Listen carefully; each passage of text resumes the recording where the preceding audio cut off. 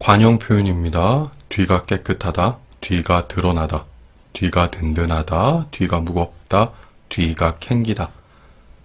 뒷꽁무니를 빼다, 뒤끝을 보다, 뒤끝이 깨끗하다, 뒤로 물러나다, 뒤를 노리다. 이렇게 확인하도록 하겠습니다. 먼저 뒤가 깨끗하다는 나쁜 행동을 한 적이 없는 사람에게 사용하는 겁니다.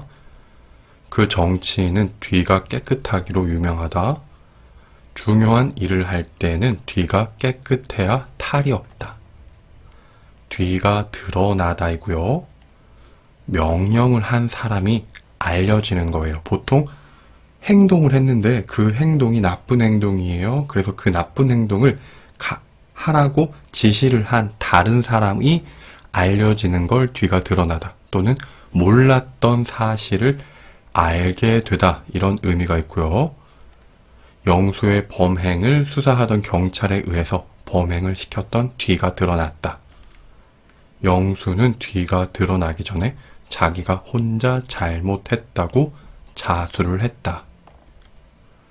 뒤가 든든하다는요, 믿을 수 있는 사람이 있어서 걱정이 없어요, 이런 의미고요. 영수는 잘못을 했지만 크게 걱정을 하지 않는다. 영수의 아버지가 유명한 변호사이기 때문이다. 영수는 뒤가 든든하다고 믿기 때문에 걱정을 하지 않는 것이다. 교수님이 항상 도움을 주셔서 발표를 잘 끝낼 수 있었다. 발표를 준비하는 동안 항상 뒤가 든든해서 좋았다. 뒤가 무겁다이고요. 엉덩이가 무겁다로도 사용할 수 있는데요. 한 번 앉으면 잘 일어나지 않는 사람에게 사용합니다. 영수는 집에 가다가 커피숍에서 공부를 하는 친구를 봤다. 잠깐 앉아서 이야기만 한다고 했는데 몇 시간 동안 집에 갈 생각을 안 한다. 영수는 뒤가 너무 무겁다.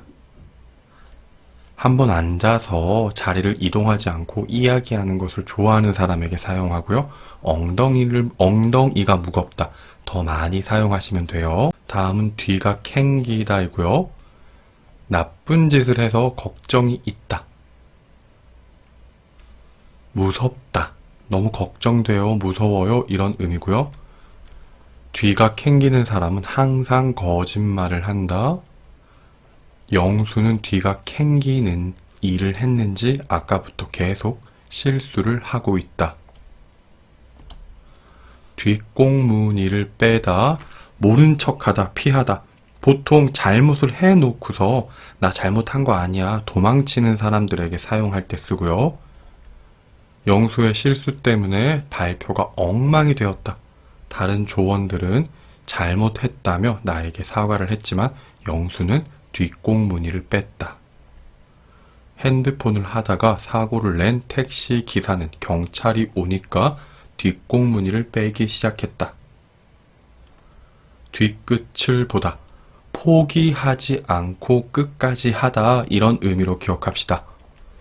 일을 한번 시작했으면 뒤끝을 봐야지, 포기하지 말아라.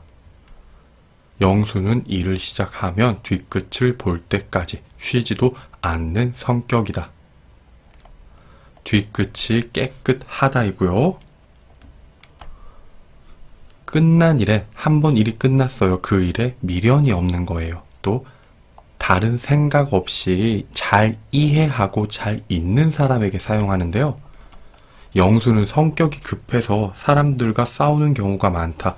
하지만 한번 싸운 뒤 사과를 하면 금방 잊고 친하게 사람들과 잘 어울린다. 영수는 뒤끝이 깨끗한 편이다, 깨끗하다. 한번 사과를 하면 더 이상 사과를 한 일, 그 전에 싸운 일에 대해서 전혀 생각하지 않는 그런 성격에 사용합니다. 사과를 했으니까 됐어, 신경 쓰지 마, 난 뒤끝이 깨끗한 편이라고, 이렇게 사용하면 되고요. 뒤로 물러나다는 이렇게 은퇴하다, 하던 일을 그만두다, 좀 잠시 쉬다, 이런 의미로 생각하시고요. 사장님이 뒤로 물러나고 아들이 새로운 사장이 된다면서 사람은 앞으로 나갈 때와 뒤로 물러날 때를 알아야 한다. 관용 표현입니다. 일을 하게 되면 열심히 해야 할 때도 있지만 힘들거나 잘 안 될 때는 피해야 할 때도 있다. 이런 의미고요. 이번에는 우리가 참자 뒤로 물러나지 않으면 안 될 것 같다. 이렇게 사용합니다. 다음은 뒤를 노리다. 약점을 공격하다, 뒤에서 공격하다 이런 의미고요. 호랑이는 멧돼지의 뒤를 노리고 있다. 강한 적을 만나면 정면에서 앞에서 싸우지 말고 천천히 기다리면서 뒤를 노려야 한다. 오늘 배운 단어 이렇게 확인하시고요. 의미가 조금 복잡한 표현들입니다. 더 정확하게 사용하는 연습 많이 하시기 바랍니다. 여기까지 하겠습니다. 수고하셨습니다.